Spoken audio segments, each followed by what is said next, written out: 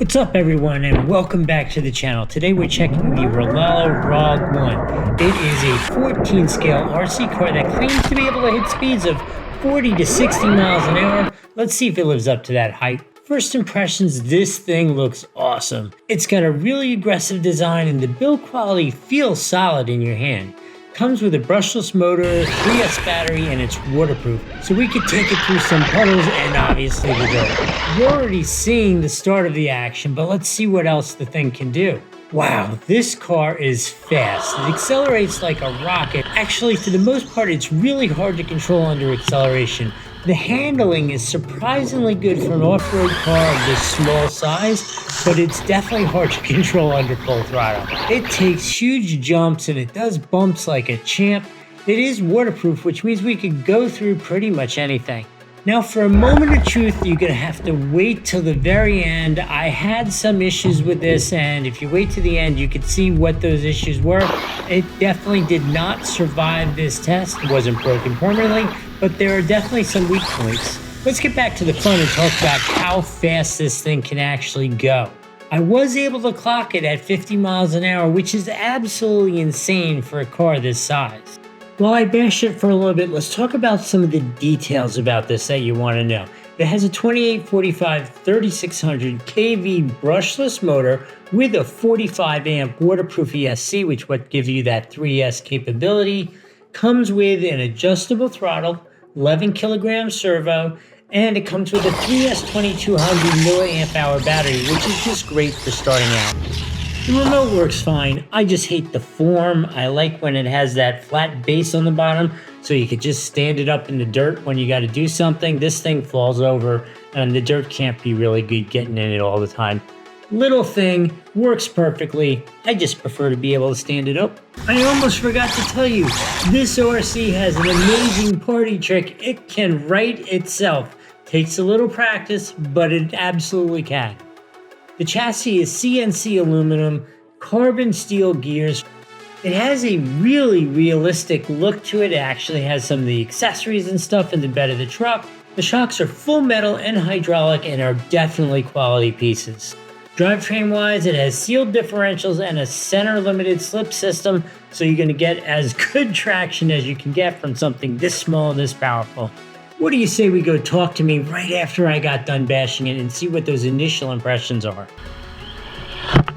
All right, it's been a full morning of using this ROG1, and I'm here to talk to you about it, give you my summary. I know you saw all the play. Now you want to know what my personal experience was, and my personal experience is a little mixed.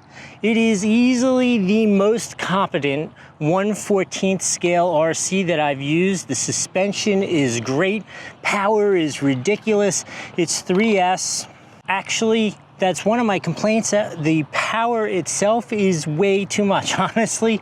You cannot control this format other than on perfect pavement or on really loamy soil where it's like really a lot of traction. Like a hard packed dirt, forget it, totally uncontrollable. If it's like light sandy stuff, yeah, you can control it, but it is so overpowered for its size. Plus, I think the way the center diff is set up, it definitely is more like favoring the rear wheel drive. So it's like trying to drive a Chevelle Super Sport on a rainy day. Crazy, I mean, kind of fun. Suspension worked really well. I did some adjustments. I added some preload, took some off, all that kind of stuff.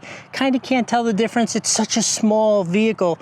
Actually, I will say, for such a small vehicle, it did not get high centered at all, which is really unusual. Normally, I find the smaller vehicles get high centered a lot. Didn't have that problem. I guess maybe it was like the powering over everything. I honestly, here's my hot tip, I almost never used it at 100% power. I used it at like 75% power, something like that. That was where I found the most controllability for myself. The self-righting trick is a ton of fun, definitely takes a little bit of practice, but a nice new thing. Durability was great. I beat the crap out of it for an entire day. You can see I'm a sweaty mess and it is still in great running condition. Okay, after a couple more days of use, we have two repeating problems. Number one, these straps keep coming out. It's nice that these straps are here, but the retainers pop out all the time.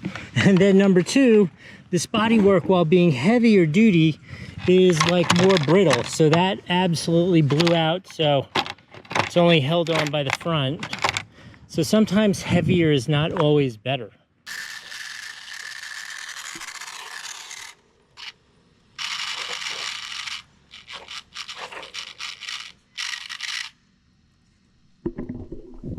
Doesn't sound good. Battery life also outstanding. Wild how much time you can run this on this battery. The remote that I didn't really like very much when I picked it up initially, I still don't like very much because you still can't look, it's all dirty here and I've got 5 cameras going and I'm shooting things and I want to put the remote down without lying it down in the dirt, and you can't do that the way it's structured, but functionality wise work just fine. Overall, if you're looking for a 1/14 scale, you can't go wrong with the Rogue One. The Rogue One is great for that, but I'm gonna put a link up here. You should go watch my comparison video with the Terminator. A lot to be learned there, You should go watch that video. Remember to put in the comments, is this your first RIAARIO or is this even your first RC? Tell us what your experience has been. We wanna have a conversation about that. Like, subscribe, follow, all those things, super important for the channel. Overall, I have to say, you cannot go wrong with this, but I do have a better suggestion, so watch that other video. What do you say we see what's inside the little brother's box? I haven't seen it yet. You guys know much more than I do. So this is a 1/14 scale brushless RC, ready to run. It comes with very basic accessories, a wheelie bar kit, a junky little charger for the 3S battery, some stickers in case you want to decorate it up. I think these are key ones like windows and that kind of stuff. Let's check it out itself. So you've seen this, I haven't seen this yet. Ooh, I gotta say, it is pretty darn solid. Which makes sense because it's got a lot of aluminum parts. I have no idea what I'm gonna say the review is like, but I am gonna tell you right now, even before using it, I hate this remote. I hate this remote for one basic reason. The battery pack on the bottom makes it so nice I can be like in the dirt, wherever, just put it down and I don't have to worry about that. Now, this is cute, light, there's nothing physically wrong with it. This is a very common, this is a rebrand. Let's make this thing, let's take its clothes off.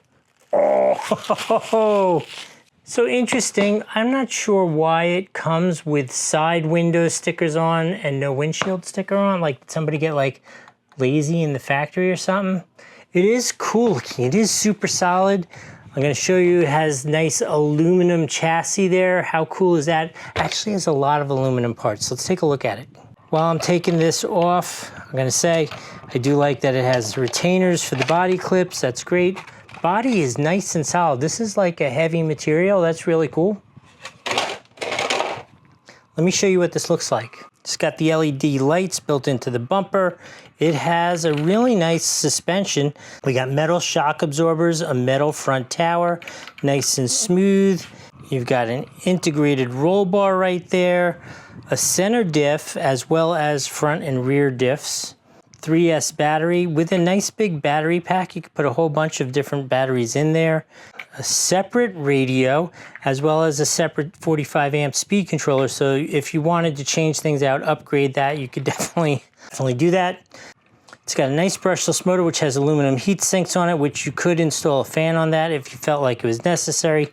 Again, the rear suspension, there's a lot of travel in this, right? For a little smaller RC, there's a lot of travel.